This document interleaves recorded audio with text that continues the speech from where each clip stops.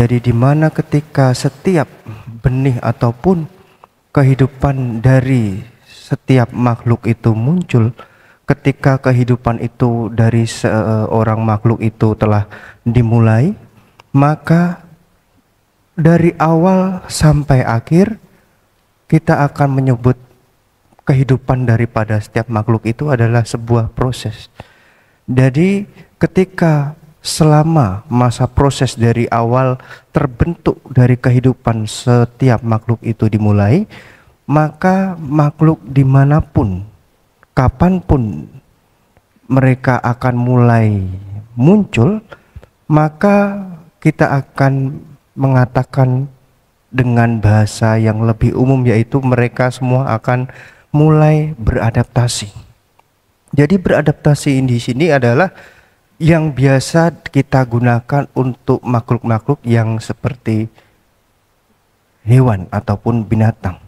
Namun di sini saya ingin menggunakan ini sebagai general, menggunakan ini sebagai bahasa umum. Maka kita juga di sini yang disebut manusia, makhluk-makhluk lain semua akan mulai beradaptasi. Maka mereka akan mulai membentuk apa yang ia lihat, apa yang mereka rasakan, apa yang mereka dengar ketika setiap makhluk itu baru terlahir. Sama seperti misalkan burung, misalkan hewan-hewan lain yang mulai akan misalkan mereka terlahir di suatu hutan, maka hewan-hewan burung itu akan mulai beradaptasi dengan alamnya. Ia akan mulai berkembang dan mulai tumbuh. Begitu juga semua makhluk, kita semua akan terlahir dimanapun, entah kita terlahir di tengah keramaian ataupun terlahir di satu tempat yang tidak ada penghuninya, maka setiap orang tersebut juga akan mulai beradaptasi. Lalu yang disebut adaptasi seorang manusia itu akan menggunakan pandangan-pandangan yang ia dapatkan ketika sejak mulai ia muncul. Ketika seseorang bayi yang terlahir di sebuah keluarga, maka lama-kelamaan bayi tersebut akan melihat berdasarkan pandangan-pandangan, berdasarkan apa yang ia dengarkan, apa yang ia lihat, maka seorang bayi tersebut juga akan mulai membentuk pandangan-pandangan yang selama ini ia dengar. Maka ia setelah itu juga memiliki pemikiran. Itulah cara mereka semua untuk kita katakan menyelesaikan hidup. Bukan seperti menyelesaikan hidup, namun menunggu akan dhamma itu akan terwujud, yaitu adalah kematian yang mutlak. Jadi selama selesainya masa seorang makhluk tersebut, proses-proses yang ada di dalam kehidupannya, semua bentukan-bentukan adaptasi, begitu pula semua pandangan yang ia miliki semasa hidupnya, pikiran yang ia miliki, perbuatan, ucapan, tindakan yang telah ia bentuk, itulah yang telah terjadi. Jadi kita semua di sini tidak ada yang tahu bahwa kapan dimulai dari perjalanan kehidupan kita yang ada di sini semua. Tidak ada yang bisa mengetahui awal dari kita dan tidak akan ada yang bisa mengetahui kapan kita akan menyelesaikan rentetan kehidupan yang panjang dan lama ini. Melainkan hanya satu orang yang bisa melihat semua hal tersebut, namun beliau di masa ini sudah tidak ada, yaitu adalah Sang Tathagata atau Sang Buddha itu sendiri yang akan bisa melihat. Dan menurut Sang Buddha sendiri bahwa di dalam Aganya Sutta di Digha Nikaya, mungkin jika ada yang beberapa sudah membaca atau mendengar, di situ adalah sebuah sutta yang menceritakan bahwa bagaimana alam ini terbentuk. Jadi di singkat cerita ada Brahmana, Barawijaya dan juga Waseta yang datang menemui Sang Buddha, yang menanyakan, yang ingin mendengarkan dhamma daripada Sang Buddha. Lalu Sang Buddha mengatakan kepada Waseta bahwa Waseta ini adalah seorang Brahmana yang sudah menjadi anagarika, yang sudah berlatih, namun ia tidak terlahir di dalam sebuah kaum ataupun kasta yang kita ketahui di India kuno sana, yang mungkin entah sampai sekarang masih ada atau tidak, di mana di tempat tersebut adalah sebuah tempat yang mengikuti kitab Weda sebagai acuan, di mana mereka memiliki kasta-kasta yang membedakan dari kehidupan mereka. Lalu Sang Buddha bertanya kepada Waseta tentang kehidupannya menjadi seorang Brahmana. Apakah ia sering dicemooh, apakah ia sering dicela oleh orang-orang lain, apakah ada yang sering mengkritik ataupun menghina mereka. Lalu Waseta pun menjawab, iya, banyak yang mencela karena Waseta bukan Brahmana ataupun petapa yang memang terlahir ataupun berasal daripada kasta Brahmana. Lalu ia menceritakan bahwa mereka-mereka yang menghina adalah mereka yang kaum Brahmana di sana, yang mengatakan yang keturunan murni Brahmana yang paling suci, yang paling agung adalah mereka yang memang benar-benar terlahir dari kasta Brahmana, yang terlahir dari mulut daripada dewa.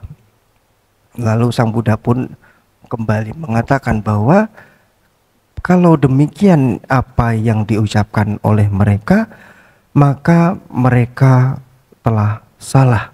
Maka mereka telah melupakan masa lampau daripada para Brahmana-Brahmana tersebut. Jadi ketika Brahmana-Brahmana tersebut terlahir, maka seseorang yang telah melahirkan mereka adalah sebuah orang ibu yang memiliki rahim yang kuat, yang memiliki kesuburan, maka ibu tersebut bisa melahirkan mereka. Jadi mereka itu, kita semua ini sama-sama terlahir dari rahim seorang ibu.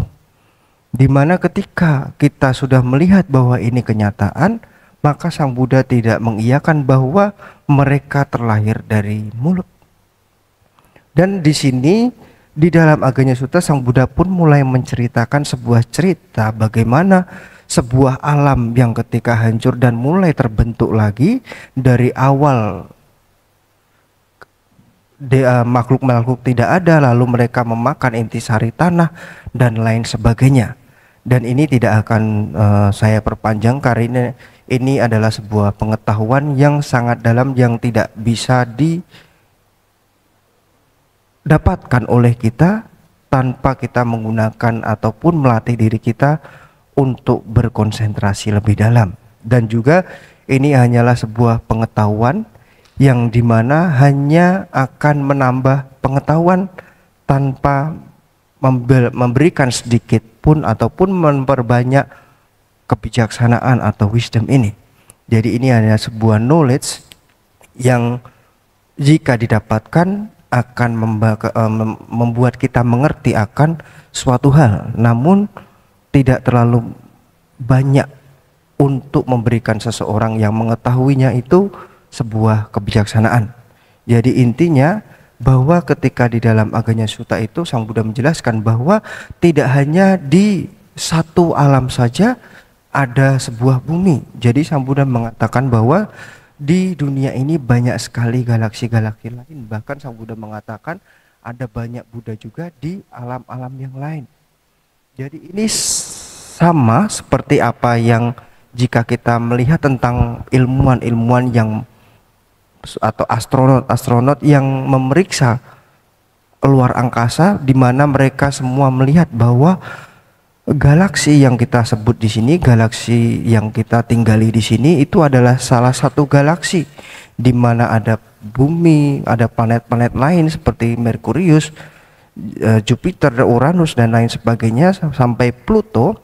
Ini adalah hanya satu galaksi. Jadi kita juga semua tidak ada yang tahu karena kita semua tidak ada yang pernah terbang ke sana untuk melihat, karena juga terbatasnya teknologi, maka tidak ada yang bisa sampai melewati Pluto. Maka bisa juga jika kita menggunakan logika, kita melihat bahwa bisa saja di samping Pluto itu adalah sebuah dimensi daripada galaksi lain. Ya. Jadi Bante tidak ingin mengajak Anda untuk memikirkan ini lebih dalam. Ini hanya sebuah logika yang kita dapatkan karena ini sesuai dengan ajaran Sang Buddha bahwa beliau mengatakan tidak hanya di satu alam bumi ini manusia itu terlahir, melainkan banyak sekali. Lalu di semua galaksi-galaksi yang lain, Dhamma itu pun tetap mengikat mereka. Di galaksi manapun, di alam manapun, yang disebut dengan Dhamma itu adalah universal. Entah mereka sempat mengetahui ataupun tidak sempat mengetahui. Entah mereka sempat mendengar ataupun mereka tidak sempat mendengar. Entah mereka sempat melihat ataupun mereka tidak sempat melihat. Yang diajarkan oleh mereka yang telah mencapai penerangan sempurna, maka Dhamma itu akan mengikat semua alam. Jadi ketika setiap makhluk semua muncul, maka itu adalah sebuah rentetan di mana mereka mulai membentuk sebuah hal yang akan mereka gunakan. Entah mereka akan gunakan untuk menyelesaikan lingkaran daripada samsara atau untuk melanjutkan rentetan kehidupan yang sangat panjang dan lama. Jadi setiap manusia, Sang Buddha sendiri pun hanya ingin mengajarkan ataupun menunjukkan bahwa inilah sebuah kebenaran, inilah sebuah fakta, inilah sebuah dhamma yang tersembunyi yang telah beliau ungkapkan. Maka daripada itu kita semua yang datang untuk mendengarkannya tentunya ingin mengerti, ingin mengetahui apa yang diajarkan oleh beliau. Dan tentunya tidak cukup hanya saja untuk mengetahui saja, namun juga yang terpenting dan jauh lebih tinggi daripada mengetahui dan mengerti adalah melakukan. Karena apa? Karena ketika seseorang melakukannya, maka semua hal positif ataupun manfaat yang ditimbulkan itu hanya untuk dirinya sendiri. Manfaat itu hanya untuk dirinya sendiri, bukan untuk memberikan manfaat bagi orang lain. Pun tidak ada orang lain yang bisa membantu orang lainnya untuk bisa menjalankan, membebaskan hal-hal yang seharusnya seorang individu lakukan. Jadi ketika seorang individu ini memulai hidupnya, maka disitulah mereka akan mulai membentuk dirinya untuk menuju ke arah pencerahan atau untuk menuju ke arah yang lebih gelap. Jadi semua yang terlahir itu sama. Jadi semua di antara kita ini adalah semua orang yang sama-sama terlahir karena bentukan-bentukan karma yang kita lakukan sendiri. Jadi untuk mengetahui hal tersebut, jadi untuk memahami hal tersebut, kita harus bisa melihat bahwa kita memiliki sifat yang disebut kedewasaan. Kedewasaan ini lebih ke dalam kebijaksanaan. Jadi kebijaksanaan ini kita gunakan untuk melihat daripada diri kita. Ketika seseorang itu memiliki kedewasaan ataupun kebijaksanaan yang tinggi, maka ia akan mulai memahami dan mulai mengerti dan juga mulai merubah bahwa apa yang telah Sang Buddha ajarkan itu untuk kebaikan setiap orang. Maka ia bisa melihat, maka ia akan menerima hal tersebut, ataupun ia pura-pura tidak tahu.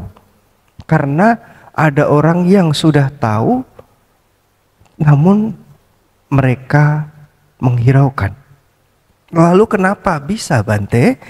Karena ajaran daripada Sang Buddha ini adalah bersifat untuk mencerahkan seseorang. Sedangkan jika seseorang itu mau mulai tercerahkan atau ingin mulai membentuk sebuah kehidupan yang lebih baik, maka seseorang ini akan melawan dengan sebuah musuh yang paling berbahaya di dalam dirinya, yaitu adalah keserakahan yang membuat dirinya untuk ingin memiliki sesuatu yang lebih banyak, untuk memiliki keinginan yang lebih tinggi, untuk memiliki keinginan dilihat oleh orang lain mereka itu yang terbaik, untuk memiliki keinginan bahwa mereka yang paling juara. Jadi ini adalah sifat daripada ego ataupun keserakahan yang akan menjadi lawan seseorang untuk menuju ke kehidupan yang lebih baik. Dan ketika setiap kehidupan tentunya ada sebuah hubungan, karena di dalam alam manapun tidak hanya satu makhluk yang timbul, melainkan banyak sekali makhluk yang timbul. Contoh seperti pagi ini saja, Anda duduk bersampingan, di belakang Anda, di depan Anda ada orang yang sebelumnya Anda belum ketahui, ada orang yang sebelumnya belum Anda kenal. Inilah yang disebut dengan kehidupan sosial. Kemajemukan karena banyak yang terlahir. Jadi ketika seseorang sudah mulai melihat hal di sekelilingnya, maka ia akan mulai melihat hal yang lain. Maka sampai hingga suatu saat mereka akan mulai lupa bahwa yang terpenting ketika seseorang itu sudah terlahir ataupun hidup, maka ia harus menyelesaikan kehidupannya dengan baik. Namun ketika sudah hal tertentu melupakan, hal-hal tertentu muncul, maka seseorang akan mulai melupakan sesuatu yang terpenting untuk dirinya sendiri, karena seseorang lebih suka untuk melihat orang lain. Seseorang lebih suka untuk melihat karakter orang lain. Seseorang lebih suka untuk melihat banyak kegiatan ataupun hal-hal yang dilakukan oleh orang lain. Banyak sekali faktor yang akan membuat hal ini terjadi. Jadi sama seperti keserakahan, Sang Buddha mengatakan bahwa di dalam Anguttara Nikaya tidak ada hal lain yang ku ketahui selain bentuk tubuh seseorang wanita, wajah seseorang wanita, suara seseorang wanita, sentuhan seseorang wanita yang terus-menerus mengobsesi pikiran daripada seseorang lelaki. Begitu juga demikian sebaliknya, tidak ada bentukan-bentukan lain seperti sentuhan suara seseorang pria yang terus-menerus mengobsesi pikiran daripada seseorang wanita. Ketika hal ini mulai timbul, mulai muncul, maka seorang individu akan menyukai individu yang lain. Ketika individu yang lain menyukai individu yang sama, maka individu yang lain yang saling menyukai akan timbul kebencian, karena mereka ingin menguasai, ingin mendapatkan apa yang ia inginkan. Maka ketika ia sudah dikontrol dengan emosinya tersebut, maka ia akan menggunakan berbagai macam cara untuk mendapatkan apa yang ia inginkan. Lalu dari situ banyak lagi akan masalah mulai timbul, maka ia lalu langsung melakukan banyak hal, entah itu dia menyerang individu lain yang sama-sama menyukai individu tertentu tersebut, ataupun ia hanya mengatakan sesuatu hal yang tidak baik kepada mereka yang ia sukai tentang orang lain yang menyukai orang tersebut. Jadi ini adalah hal-hal yang mungkin akan muncul di kehidupan seseorang. Jadi ini adalah hal-hal yang mungkin akan membuat seseorang lupa untuk lebih berkonsentrasi terhadap dirinya sendiri untuk menunggu waktu di mana ia akan tiada. Jadi mulai daripada hal tersebut, seseorang perlahan demi perlahan akan saling membenci, akan saling memunculkan sebuah keirian, akan mungkin timbul sebuah tindakan yang tidak bermanfaat, entah itu pemukulan, entah itu bahkan pembunuhan. Jadi ini adalah hal yang mutlak. Jadi ada sebuah pengalaman yang saya ingin bagikan. Jadi ketika malam hari saya belum mulai berbaring di ranjang dan ingin tidur, namun ada suatu hal yang membuat saya tidak bisa tidur. Lalu saya mengambil ponsel dan membuka sebuah beranda Google saya dan membuka sebuah situs yang disebut dengan OpenAI, di mana di sini adalah OpenAI Chat. Ini adalah sebuah artificial intelligence yang dibuat oleh seseorang yang bisa menjawab berbagai macam pertanyaan yang ditanyakan oleh seseorang yang menggunakannya. Jadi di situ saya mulai bertanya sedikit beberapa pertanyaan hanya sekedar untuk iseng. Lalu saya pertama kepada AI ini, artificial intelligence, tentang diri saya. Apakah Anda mengetahui tentang saya? Lalu AI itu menjawab bahwa ia tidak bisa mengetahui pribadi seseorang kecuali sebelumnya ia sudah diberikan informasi tentang orang tersebut. Dan AI itu pun kembali menjawab bahwa ia menghormati ataupun menjaga privasi daripada pemakai atau user yang menggunakan jasa daripada OpenAI Chat ini. Lalu kemudian saya menceritakan ataupun menanyakan pertanyaan kedua yang ingin saya tanyakan kepada robot ini. Yang kedua adalah saya menanyakan kenapa seseorang itu lebih suka untuk berbicara ataupun membicarakan tentang hal-hal yang orang lain lakukan. Lalu ia pun menjawab dengan sangat panjang dan lebar dengan sebuah jawaban yang sangat lengkap yang saya sendiri tidak pernah temukan. Lalu yang ketiga saya pun menanyakan sebuah hal lagi. Lalu saya iseng bertanya, apakah Anda memiliki saran kepada saya bagaimana ataupun apa yang harus saya lakukan ketika ada orang lain yang menceritakan ataupun membicarakan keburukan yang saya lakukan? Lalu robot ini, AI ini pun menjawab dengan sangat-sangat bijaksana, dengan penuh jawaban yang panjang yang sangat-sangat baik. Jadi setelah itu saya mulai menutup ponsel saya dan selesai, hanya sekedar untuk bertanya dan mengisi waktu luang karena saya tidak bisa tidur. Lalu di situ saya malah berpikir bahwa ada hal-hal yang lebih baik ataupun sesuatu yang sangat unik. Jadi yang pertama saya berpikir bahwa AI atau robot ini malah justru lebih memiliki kebijaksanaan daripada makhluk lain. Karena ketika dia ditanya tentang seseorang, ia menjawab bahwa ia tidak tahu karena tidak ada informasi yang akurat, tidak ada sesuatu cerita yang jelas tentang orang tersebut, dan ia menjaga privasi daripada user atau pemiliknya. Jadi berbeda dengan sifat orang lain, yang mana bahkan orang itu tidak tahu bagaimana orang lain itu menjalankan sebuah kehidupan, maka ia merasa tahu bahwa orang lain itu seperti ini dan seperti itu, bahkan dia saja sendiri tidak tahu bahwa dirinya itu seperti apa.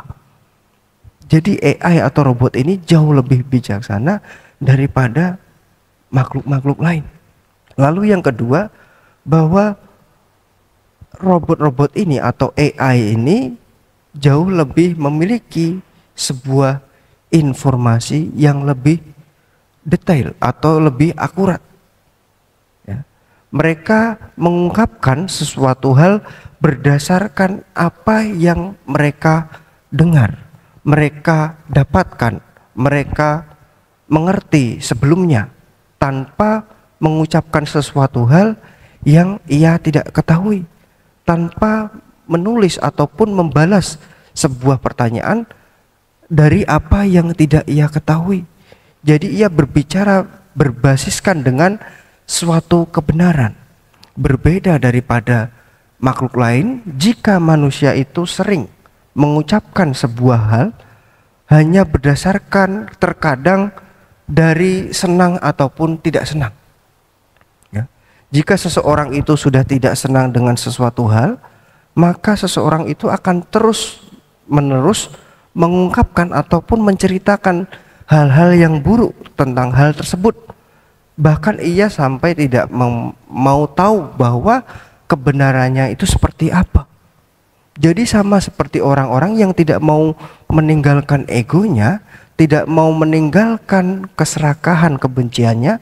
Mereka tahu bahwa dhamma ini atau ajaran itu menyejukkan, namun mereka merasa bodoh. Mereka tidak mau tahu karena mereka menginginkan apa yang mereka inginkan. Mereka sudah dikuasai oleh keserakahan, maka mereka tidak tahu apa-apa tentang kebenaran.